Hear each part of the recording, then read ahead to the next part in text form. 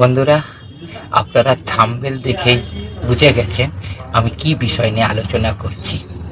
আজ মমতা ব্যানার্জি ধর্মতলার ওয়াই চ্যানেলে মিটিং করছেন, ধর্নায় বসেছেন, এবং সব থেকে বড় খবর, ওনার দলের প্রতীক নিয়ে যে সব লোকেরা বিধানসভায় বিধায়ক হয়েছেন, এমএলএ হয়েছেন, তার মধ্যে 60 জন নেই ওনার সাথে। দলটা দুটো টুকরো হয়ে গেছে, টুকরো হয়ে গেছে। আপনারা আমার ভিডিওর সাথেও কিছু ভিডিও আসবে, দেখবেন। সেখানে মমতা ব্যানার্জি যাদের নিয়ে বৈঠক করছে, তার আগে পিছে এবং কি মমতা ব্যানার্জি নিজেও এক হারা প্রার্থী, হেরো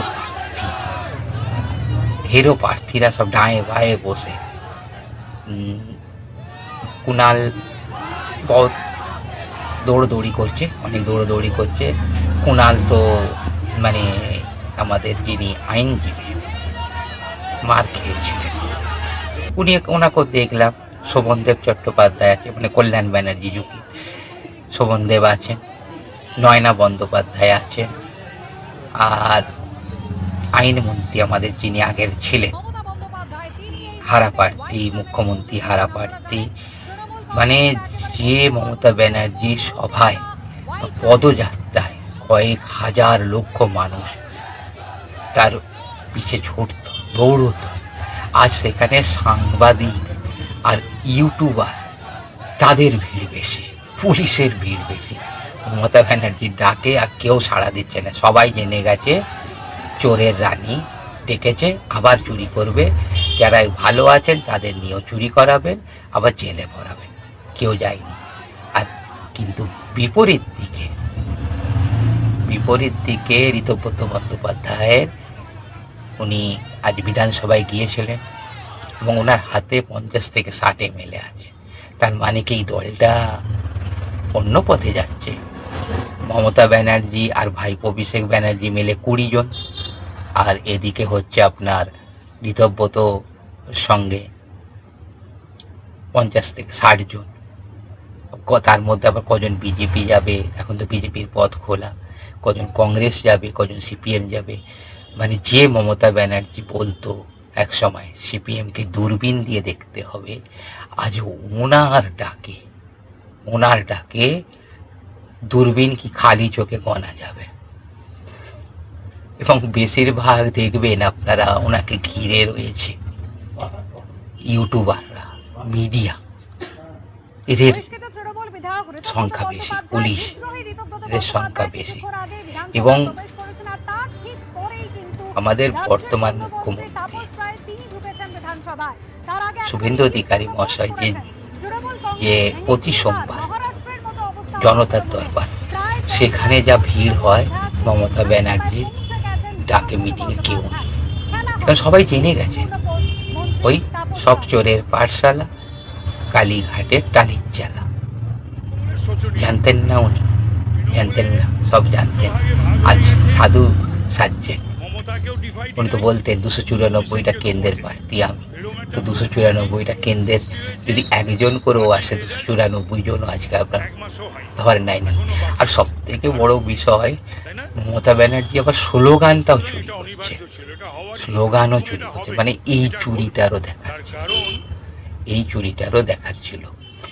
যে আইএসএফ বলতো শিরায় শিরায় রক্ত, ভাইজানের ভক্ত, আজ বলছে শিরায় শিরায় রক্ত, মমতাদির ভক্ত। মানে এই মমতাদির ভক্তরাই, নেতারা, বিশেষ করে বড় বড় নেতা থেকে নিচু স্তর নেতা, ব্লক লেভেল কাউন্সিলর, মেম্বার, কেউ ছাড়েনি।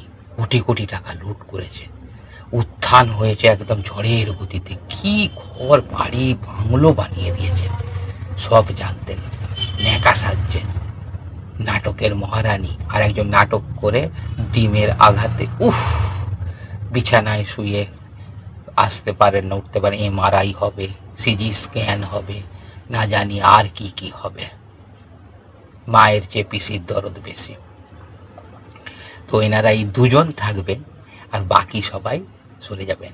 আপনারা লক্ষ্য করেছেন এই যে ঈদ উল ফিতর গেল, মুসলিম সমাজে যে কোরবানির একটা যে তেওয়ার গেল অনুষ্ঠান, সেখানে আমাদের বর্তমান মুখ্যমন্ত্রী তিনি ব্রিগেড ময়দানে নামাজ পড়বে, ধর্ম ওনাদের যেটা সেটা পাঠ করবে, তার জন্য কি সুন্দর ব্যবস্থা করেছেন।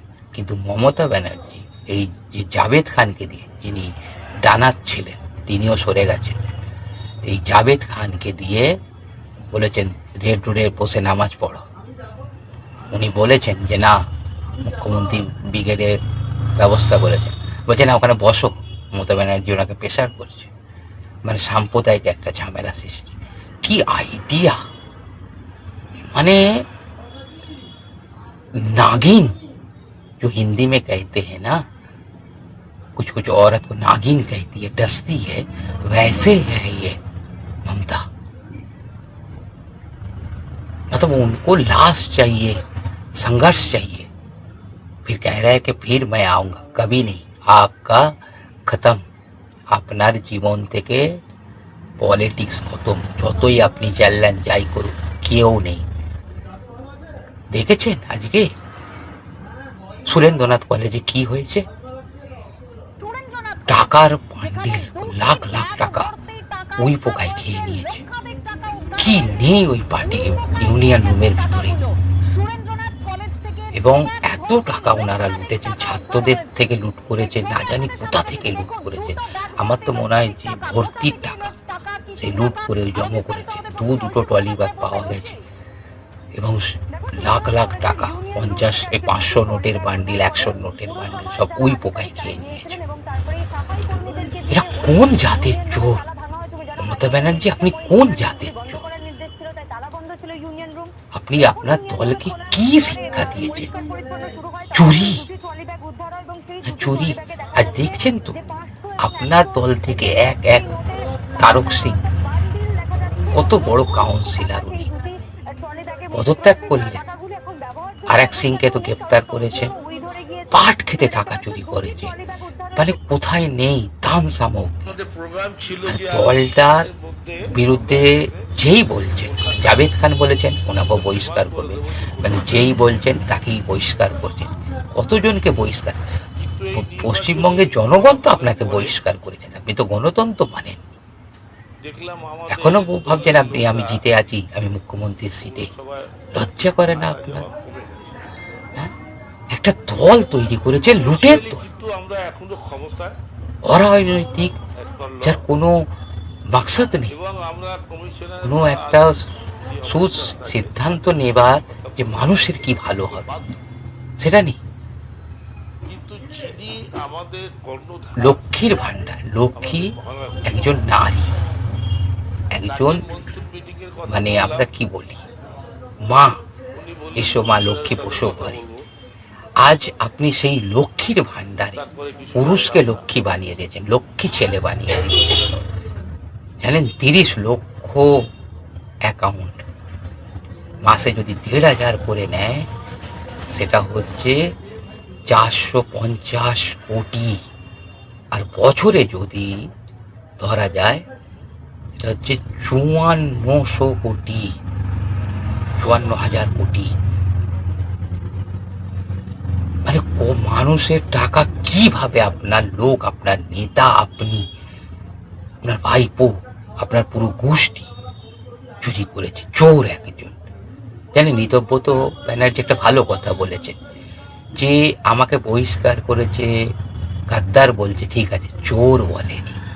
আর আপনাকে, আপনার ভাইপোকে, আপনার পরিবারকে, আপনার দলের এই সব নেতাগুলোকে চোর চোর চোর সব জায়গায়, আমাদের এলাকা থেকেও সব চুরি করেছেন। মানে দলটার কি শিক্ষা দিয়েছেন আপনি?